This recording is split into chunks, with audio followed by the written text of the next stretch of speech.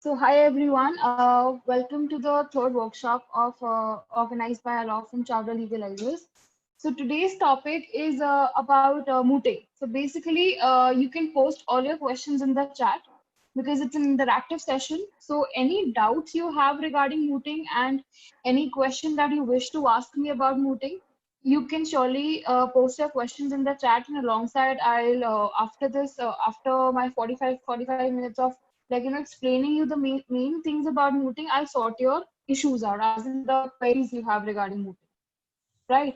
So the thing is, firstly, when we are talking about mooting, so firstly it's it's very important for uh, students in law school to actually take a part in mooting, as mooting basically that it's an idea, it's a mock trial, you could say. Like, it's basically not exactly the court proceedings, but it's a mock trial of actually appearing in courts, right? So when we are talking about mooting in that aspect, so the first thing that we need to understand is mooting में जो सबसे बहुत important चीज होती है हमारी advocacy skills, right? तो जब हम मूट में जाते हैं, अपीयर होते हैं, तो हमारे एडवोकेसी स्किल्स इंप्रूव होते हैं। हमारे को समझ में आता है कि एक लॉयर जब कोर्ट में अपीयर होता है, तो क्या इम्पोर्टेंट चीजें या क्या इम्पोर्टेंट फैक्ट्स हमारे केस के होते हैं, या क्या important things that we need to keep in mind before we appear in the court, right? So that's what exactly the concept of mooting is all about. Improving your advocacy skills, improving your research skills, improving your oral arguments that you are presenting in the court, and also about your writing briefs. So I'll explain all these points एक बार कि क्या क्या है mooting का, right? I've made some notes for all of you. So let's start with the first thing. So basically, the thing is, mooting में सबसे पहले रहता है कि it allows students to take part in the stipulated court proceedings.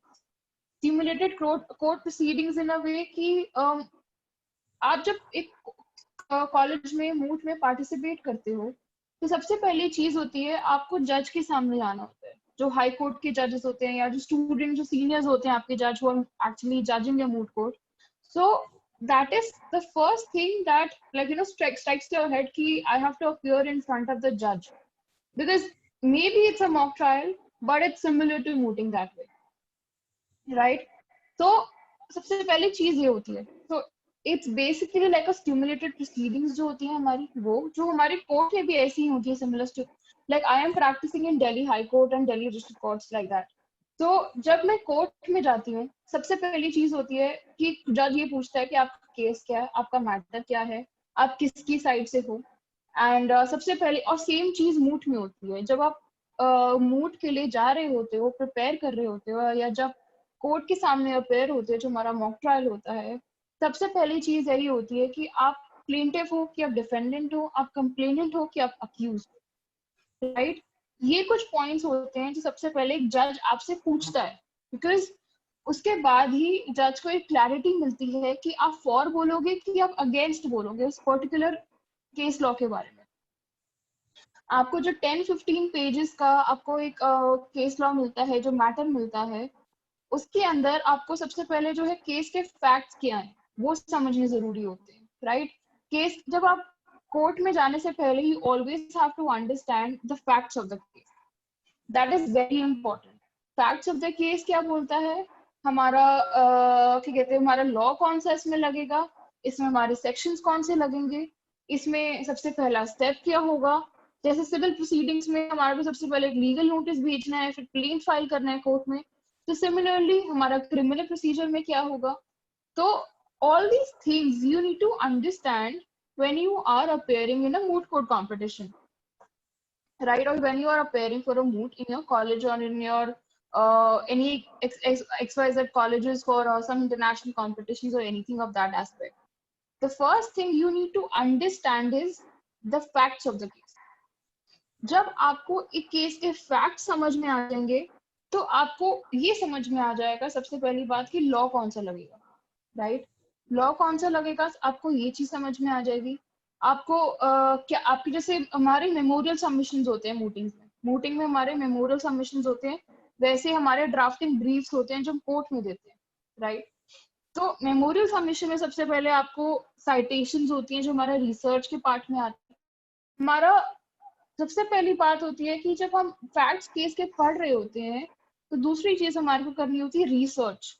हम research कैसे करेंगे जब हमारे को लॉ पता है। फॉर एग्जाम्पल हमारा केस है जो हमारा क्रिमिनल लॉ का है, for example it's a rape matter, so we will search for case law similar कि अच्छा ये रेप मैटर है, राइट, रेप मैटर है तो इसके सिमिलर ऐसी कोई पहले जजमेंट्स आ चुकी हैं कोर्ट की, सुप्रीम कोर्ट की या हाई कोर्ट की, किसी भी हाई कोर्ट की या डिस्ट्रिक्ट कोर्ट्स में ऐसी कोई पहले जजमेंट्स आ चुकी हैं similar to my matter, similar to my case.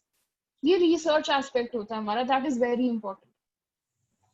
So when you are learning about research, you need to understand that when you're researching on Google or Indian Qanun or any XYZ website, you need to understand सबसे पहले the keywords, you need to understand the proposition, you need to understand कि law क्या बोलता है। For example, rape का matter है हमारा, right, rape का मैटर है तो इसके इस जो हमारा फैक्ट्स केस की दिए हुए हैं इसके अकॉर्डिंग क्या क्या चीजें ऐसी हुई हैं। Okay, some students are having connectivity problem क्या? Yes, ma'am. अच्छा, okay. So, okay. अब मेरी आवाज आ रही है आप लोगों को कि नहीं आ रही है? Yes, ma'am. You are audible, but उनका बार बार लेफ्ट हो रहा है मीटिंग। कई स्टूडेंट्स का they are sending me screenshots. अच्छा, I don't know because मैंने वेटिंग रूम तो नहीं है, ब्लॉक मीटिंग भी कुछ नहीं करा हुआ। I have completely opened it up to the students to join. Maybe some network issues because of the Zoom thing. Let me know in case you face an issue the next time, okay? I'll accordingly we'll see to it then. So yeah, so I was talking about सबसे पहला research. So when you have understood the facts of the case, you have to understand research. कि आपको जब एक facts of समझ रहे हो case के तो उसका आपको research कैसे करना है। रिसर्च आप किसी भी वेबसाइट पे कर सकते हो, जैसे हमारा गूगल है, आपको मैंने बताया, इंडियन कानून है, मनु पात्रा एक्सेस अगर आपके पास है तो इन वेबसाइट्स पे you can search for case laws. How will you search it? You have to understand सबसे पहले लॉ, दूसरा यू हैव टू अंडरस्टैंड इसमें इंपॉर्टेंट कीवर्ड्स क्या है। अगर आप एग्जैक्टली कॉपी पेस्ट करोगे बहुत रेयर है कि आपको जजमेंट्स मिलेंगे, वैसे you need to understand keywords कि मेरे केस में ये फैक्ट्स थे तो मेरे को ये कीवर्ड्स डालने हैं, उसके अकॉर्डिंगली मेरे को ऐसे केसेस आगे मिलेंगे, राइट। उसके बाद वी हैव टू अंडरस्टैंड सबसे पहले हमारे ओरल आर्ग्यूमेंट्स में हम क्या बोलेंगे, right. So when we are talking about the facts of the case, सबसे पहली important चीज होती है you should make a summary of the facts. That's what I do whenever I'm going for a court hearing, whenever I'm going to court for any sort of hearing, I always make a summary of the whole case, A to Z कि इतने साल इस year में ये हुआ था, इस year में ये हुआ था, बिल्कुल लाइन बाय लाइन स्टार्टिंग से एंड तक सबसे पहले आई मेक क्रोनोलॉजी कि ये हुआ, सो दैट मेरे को जब मैं कोर्ट में अपेयर हो रही हूँ मेरे को कोई इशू ना हो या मेरे को कोई उस टाइम कंफ्यूजन ना हो कि कौन सा, बिकॉज सबसे पहली बात कोर्ट में होती है डेट्स की होती है, डेट्स, ईयर्स, आप कौन से साल में कौन सी ईयर में आपने ये किया था, कौन से साल में ये चीज हुई थी, ये सब चीजें यू नीड टू अंडरस्टैंड सबसे पहले तो। सो इसके अंदर आपको सबसे पहले ये समझना है कि क्रोनोलॉजिकली कि सबसे पहले कौन सा इवेंट आया था, दूसरा क्या हुआ था, तीसरा क्या हुआ था, चौथा क्या हुआ था। आपने क्रोनोलॉजी बना ली सारे फैक्ट्स की, केसेस की, राइट। उसके बाद आप उन क्रोनोलॉजी के अकॉर्डिंग अपना पूरा समरी आपका बन गया, ठीक है, समरी क्या है केस की वो बन गई। उसके बाद आपको जो है फैक्ट्स, मतलब दैट मीन्स आपको फैक्ट्स समझ में आ गए केस के कि फैक्ट्स क्या है, राइट, आपको फैक्ट समझ में आ गए। उसके बाद यू हैव टू अंडरस्टैंड कि हमारा इसके अंदर लॉ कौन सा लगेगा। क्रोनोलॉजी पूरे केस की बन गई, उसके बाद वी हैव टू अंडरस्टैंड कि हमारा लॉ कौन सा लगेगा, better understanding of the law. So when you have understood the law also in that aspect, so you will get a better understanding of the whole thing कि matter चल क्या रहा है। अगर हमारा कॉन्स्टिट्यूशनल लॉ का मैटर है ये हमारा सिविल मैटर है, ये हमारा क्रिमिनल मैटर है। तो बेसिकली आपको वो एक अंडरस्टैंडिंग होगी लॉ की। 1 second guys.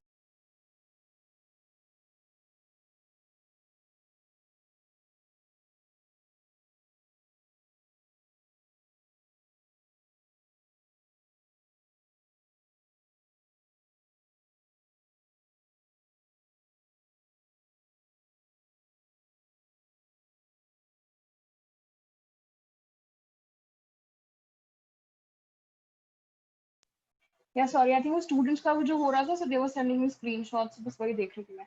So okay, so we have understood that aspect. सबसे पहले क्रोनोलॉजी बनेगी, उसके बाद हमारा वो बनेगा, पूरा समरी बन गया हमारे केस का।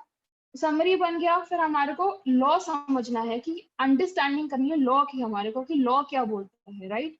लॉ समझ में आ गया हमारे को, लॉ क्या बोलता है। उसके बाद वी विल अंडरस्टैंड कि अच्छा ये फैक्ट्स हो गए, अच्छा लॉ ये बोल रहा है। अब हमारे को केसेस ढूंढने हैं सिमिलर, कि अगर हमारा रेप के बारे में मैटर है, हमारा रॉबरी के बारे में मैटर है, हमारा डिकॉइटी के बारे में मैटर है, so we have to understand similar case laws. We will have to find similar case laws. Citations होती हैं जो इसको हम बोलते हैं, you will search those citations, right. आपने वो साइटेशन सर्च करोगे आप ऑनलाइन। उसके बाद when you are putting those citations, so you will have to search in regards to कि हमारे मैटर से क्या चीज सिमिलर है, क्या हमारे मैटर से कोई सिमिलैरिटी बन रही है इसकी। पूरे हमेशा जब भी एक साइटेशन सर्च करते हो, उससे कुछ होता है गूगल पे बहुत शॉर्ट में दिया होता है, वो शॉर्ट वाला रिलाय उस पर नहीं करना है। हमारे को पूरा एक केस प्रॉपरली समझना है कि क्या केस बोलता है, क्या किस बारे में बात कर रहा है। We have to understand that, क्योंकि एट टाइम्स ऐसा होता है कि जब हमारा एक शॉर्ट में हम चीजें लिख रहे होते हैं, तो हो सकता है मैटर एक्चुअली उसके बारे में हो ही ना, राइट। मैटर एक्चुअली किसी और चीज के बारे में बात कर रहा हो, बट वो शॉर्ट में गूगल पे आ गया या इंडियन कानून पे आ गया। So we don't have to rely on the short notes that are displayed online. So we have to search the whole thing. हमारे को ऊपर से लेकर पूरा एंड तक हमेशा केस को पढ़ना होता है, उसकी लॉ की अंडरस्टैंडिंग के लिए, राइट। लॉ की अंडरस्टैंडिंग के लिए आप पूरा केस एक बार जब पढ़ लोगे, सो यू विल अंडरस्टैंड कि अच्छा ये केस कहाँ जा रहा है, ये आपके उस मूड कोड प्रॉब्लम से सिमिलर में है कि नहीं है। क्योंकि एक जज के सामने कभी भी जब एक पॉइंट आप प्रूव कर रहे होते हो, या कभी भी आपको एक चीज पॉइंट बता रहे होते हो कि ये ऐसा हुआ है, या ये ऐसा हुआ है, या मेरे क्लाइंट ने ऐसा किया था, इवन प्रीवियस लॉज में भी ऐसा है, या it's a set law that way, पहले भी कोर्ट केसेस में सब हो चुका है। तो you have to basically prove कि ऐसे पहले कब हुआ था। आपको जज हमेशा क्रॉस क्वेश्चन करेगा, मूड कोर्ट में, इन जनरल लाइफ में भी, जब आप कोर्ट में खड़े हो, कि अगर आप एक कोई चीज बोल रहे हो, तो आप किस रीजन से बोल रहे हो, what is the main idea behind it.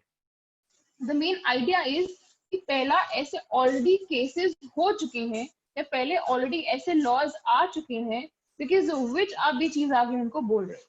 So citations are very important, case laws, referring the case laws are very important that way. ठीक है, हमारे फैक्ट्स बन गए, हमारी केस में सबसे पहले समरी बन गई। समरी बन गई, उसके बाद हमने देखा कि कौन सा लॉ लग रहा है। लॉ लग रहे समझ में आ गया कि हमारा कॉन्स्टिट्यूशनल लॉ लग रहा है, कि हमारा क्रिमिनल लॉ, हमारा आईपीसी लग रहा है, हमारा सीआरपीसी लग रहा है, कौन सा लॉ लग रहा है। We have understood that also. Then thirdly we have to figure out कि उस लॉ के कौन से रेलिवेंट सेक्शंस हमारे को लगाने हैं। रेलिवेंट सेक्शन समझ में आ गए। चौथा हमारे को सबसे, उसके बाद हमारे को साइटेशंस ढूंढनी है, सिमिलर केस लॉज ढूंढनी है, कि इन केसेस में भी ऐसा पहले हो चुका है, similar to my cases. So उस aspect में we have to understand that also, we look for case laws in that aspect, right? Now when you have done whole research, आपका आता है वो drafting का काम। you have to draft the briefs, right? जो आप चीज बोल रहे हो कोर्ट को, आपको कोर्ट में वही डॉक्यूमेंट सबमिट भी करने होते हैं, राइट। आपने वो डॉक्यूमेंट सबमिट करना है कोर्ट में, सो ड्राफ्टिंग का यू हैव इधर कि आपको इसमें, अच्छा आप ये प्रोपोजिशन, जब मूड कोर्ट में आप जब भी जाते हो, तो यू हैव टू सबसे पहले थिंक अबाउट कि आपकी प्रोपोजिशन, आपकी कंटेंशन क्या बन रही है, राइट। कंटेंशन क्या बन रही है। कंटेंशन हमारे होते हैं 4 इंपॉर्टेंट मुद्दे, जो कि हमारे को समझने होते हैं कोर्ट को प्रेजेंट, कोर्ट के सामने प्रेजेंट करने से पहले, कि हमारे, अगर हम फॉर है कि अगेंस्ट है। अगर हम फॉर है हमारे को वो 4 कंटेंशन जरूरी होती हैं लिखना, मतलब 4 हमारे आर्ग्यूमेंट, इन आर्ग्यूमेंट्स के बेसिस पर हम आगे केस फाइल कर रहे हैं कि अगर हम फॉर में है तो हमारे को 4 ऐसे कौन से या 5 ऐसे कौन से आर्ग्यूमेंट्स हैं जिनके हम फॉर में ये चीजें बोल रहे हैं, राइट? सो उसके according he will write the main contentions, he will write the main 4 important contentions or propositions you could say, and आप वो उन पे रिसर्च करो। फॉर एग्जाम्पल आप फॉर में हो, ठीक है, अब फॉर में हो, लेट्स मेरा एक मैटर चल रहा है कोर्ट में, it's about extortion of money, ठीक है।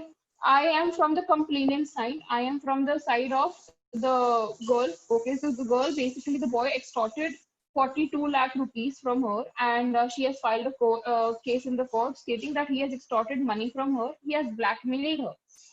तो सबसे पहले मेरे 4 मुद्दे क्या बनेंगे? पहला तो ये बनेगा कि 40 लाख आपने सबसे पहले उसको क्यों दिए, 40 लाख क्यों दिए, आप उनको वो मैसेजेस दिखाओगे, आप उनको वो डॉक्यूमेंट्स दिखाओगे कि किन रीजन से आप उनको 40 लाख, फॉर एग्जांपल गैम्बलिंग का पॉइंट था कि used to they were having a love triangle because of which out of love and affection I gave him 40 lakhs, but दूसरी चीज होगी कि अब 40 लाख अगर आपने out of love and affection दिया है तो उसके बाद आप एक्सटॉर्शन कैसे बोल रहे हो, राइट? सो दूसरा हमारा आर्ग्यूमेंट ये बनेगा कि अगर आप बोल रहे हो कि out of love and affection दिया तो आप एक्सटॉर्शन का केस कैसे फाइल कर रहे हो?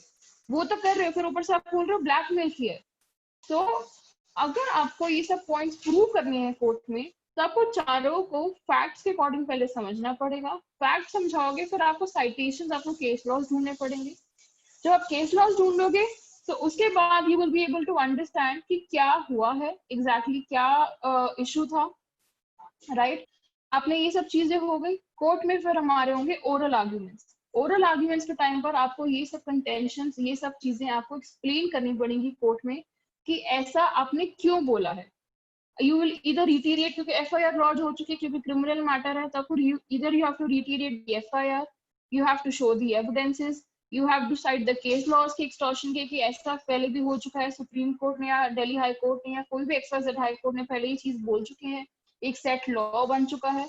तो उसके accordingly you will have to present your oral arguments. Similar moot court में भी सेम चीज होती है, आप रिसर्च करोगे, ड्राफ्ट करोगे, जब कोर्ट में प्रेजेंट करोगे तो वो ओरल आर्ग्यूमेंट्स प्रेजेंट करोगे कोर्ट के अंदर, ठीक है।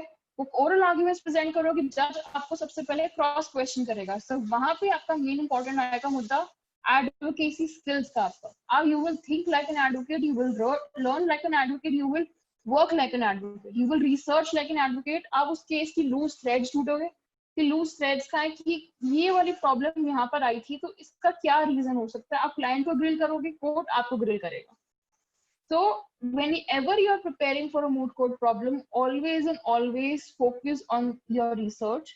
Research अच्छी होगी, judge will grill you, but you will be able to answer all those questions of the judge very nicely, very properly, and very confidently. You have to always look into the eye of the judge, have an eye contact with the judge. You will always have to have a good confident body language, that way you're confident about the whole thing, so that body language is also important. And the main important thing is closing. So जब भी आप oral arguments कर रहे होते हैं, जब आपकी closing arguments होते हैं, जब आप जज को बोलते हो now it is as per the discretion of the court XYZ matter के ऊपर कि for example extortion वाले matter में, now the counsel from the complainant side brings it to the attention of this honorable court that the accused in the matter has extorted money from the complainant and it is worth 40 lakhs. The evidences have been recorded in the court. Now it is as per the discretion of the court. Firstly, the bail application, because the opposite party will file the bail application. So the bail application should not be allowed, considering the counsel already proven in the court as to how it was a blackmailing, how is a blackmailing matter, how it actually the accused extorted money from the complainant.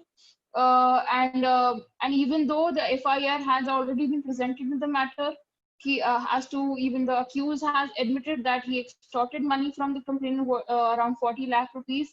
So the bail amount should be set as per the amount that has been extorted, or there's some other outcome should come out of the same. So basically you will have a closing thing, Purab. You will write your closing arguments, and accordingly you'll be like, in the end, the council in the current matter from the, on behalf of the complainant prays before the court that relief may be granted, or the money that has been extorted from the complainant should be given to the complainant on this behalf, should be given to the complainant, and accordingly the order should be passed by this honorable court. So there basically, this is not exactly you say, but the whole thing is prepared upon the matter of, I'm just giving you like a hypothetical thing, like, you know, ab ekdam se you won't be able to, I won't be able to recollect the arguments, but the whole matter should be, the closing arguments should be based on the main important contentions, the main important mudda. What is the mudda in a matter? What is the main important argument in the matter? So the whole thing should be based on that. The closings should always be based on the main argument. कि main argument क्या है आपका, कि आपको ये चीज ये क्या बोलना है उसके अंदर, कि आपकी जैसे जज को समझ में आ जाए कि पूरे केस में अच्छा ये हुआ था। आपको बेसिकली केस को क्रक्स में बताना है एंड इम्पोर्टेंट पॉइंट्स को दिमाग में रखते हुए बताना है with citing your case laws always and always. ये सुप्रीम कोर्ट में ऐसा ऑलरेडी हो चुका है, दिल्ली हाई कोर्ट ने ऑलरेडी जजमेंट पास कर चुके हैं, तो district court so will have to abide by that, right? So उसके accordingly you have to mention your closing argument. So now let's just go through my after talk, and then इसके बाद you can ask me questions. सबसे पहला we understood about the summary. We have to prepare a summary of the whole case. If you have prepared the summary, then we'll understand कि law कौन सा लगेगा. Law समझ में आया, उसके बाद we will accordingly do our research. Research समझ में आई, उसके बाद हमारे case laws हम ढूंढेंगे relevant to our cases. We will even mark 4 important arguments that we have to present in the court.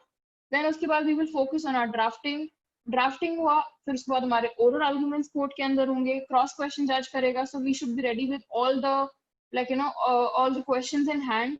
We cannot be prepared with all the questions, but we should try to. We should be more prepared. Like whenever I go to the court and appear in front of the judge for main arguments, I should know कि opposite side मुझे किस बात पे आके मुझे cut करेगी या cross question करेगी या rebut करेगी या judge मेरे को question कर सकता है. So we should be prepared for that every time, right? फिर हमारी we should be confident about it. हमारी body language strong होनी चाहिए. We should be very confident about the same. Our voice should always and always not be irritating for the judge. We need to be very humble and polite when we are talking in front of the judge. No matter how much anger we have in ourselves, we just don't have to express it in the court. We have to be very humble and very calmly you have to talk in front of the judge and explain your the whole matter, exactly what is it about, and then we are talking about the closing argument. End में हमारे को क्या चीजें बोलनी है, end में हमारे को क्या जज को points present करने हैं, right? So this is all about mooting here. So if you all have any questions, you can unmute yourself or you can send the questions in the chat. I'll be happy to answer your queries in regards to the same. Because it's an interactive session, so आपकी जो भी doubts है mooting से related आप मेरे से पूछ सकते हो. So now the whole thing is on you guys. Ask me questions in case you have any questions, because mooting ka it's jitne questions you will ask me because you might have different aspects. I'll tell you what exactly mooting is all about. But the main important thing is when someone is actually doing mooting or actually is a good mooter or participating in moots, तो आपको उस time click होता है कि अच्छा मेरे को ये समझ नहीं आया था, या मेरे को ये मेरे डाउट्स थे, या मेरे को ये इसका ऐसा क्या सॉल्यूशन हो सकता है, या इस चीज का क्या सॉल्यूशन होगा. So all these things I'll be happy to answer. So you all can ask me questions in case you guys have any, because जितने questions you will ask me उतने आपके concepts will become clear.